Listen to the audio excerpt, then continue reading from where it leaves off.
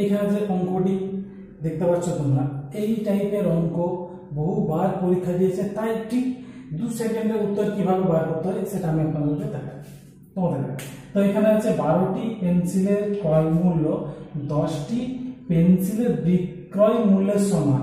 মানে আমার 12টি পেন্সিলের সিপি যেটা 10টি পেন্সিলের এসপির সমান, ঠিক আছে।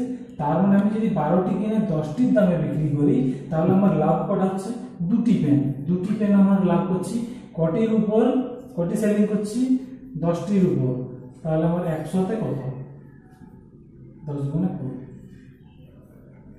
20%।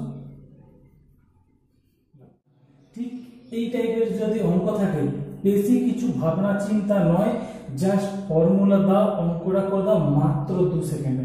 তো এখানে বলেছে 10টি দ্রব্যের ক্রয় মূল্য 9টি দ্রব্যের বিক্রয় মূল্যের সমান হলে, 9টি দ্রব্যের বিক্রয় মূল্য সমান হলে লাভের হার কত? এখানে একটা ফর্মুলা আছে,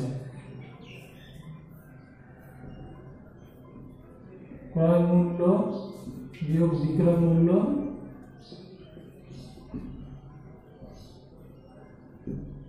বাই বিক্রয় মূল্য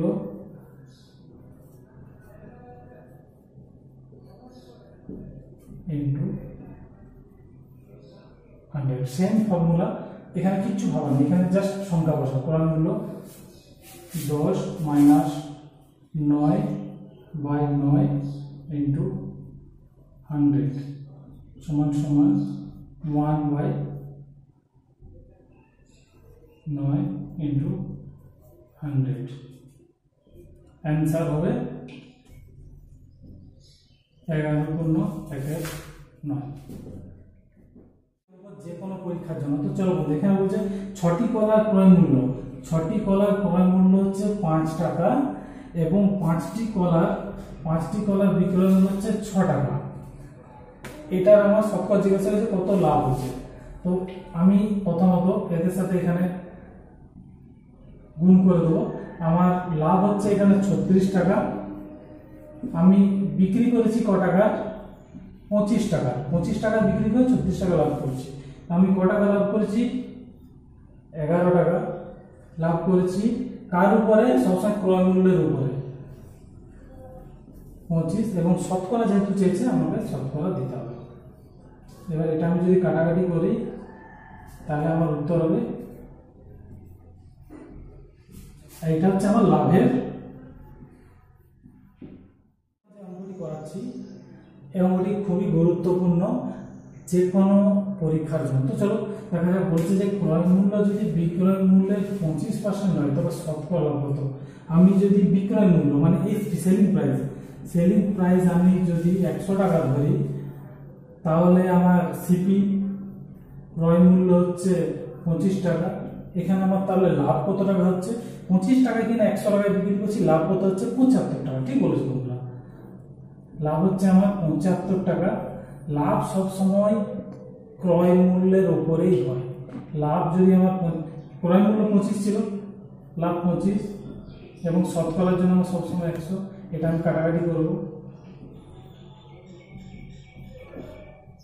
লাভ হচ্ছে আমার 300%।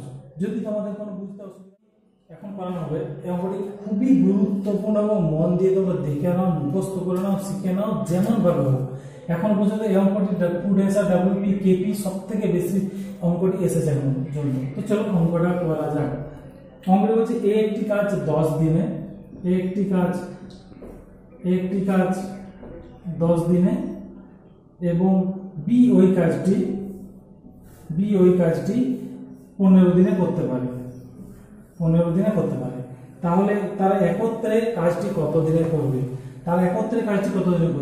এদেরকে আমি প্রথমে এলসিএম করি। এদের আমি যদি লসাগু বা এলসিএম গুলো যদি করি তাহলে হচ্ছে আমার 60 হবে। এবার এর সাথে একেবারে ভাগ করি তাহলে কত হচ্ছে? 10 6 60, এবং এর সাথে একে করলে 15 4 60। দুজনের যোগফল হচ্ছে 10।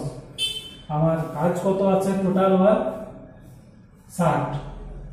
এটা হচ্ছে টোটাল ওয়ার্ক 60। এটার সাথে আমি যদি কাটাকাটি করি তাহলে হচ্ছে 6। তারপর দুজনে একসঙ্গে 6 দিনে করবে। ভেরি ভেরি ইম্পর্টেন্ট বন্ধু এই অঙ্কটি। ডাব্লিউপি কেপি এসআই যে কোনো স্টেট পরীক্ষা।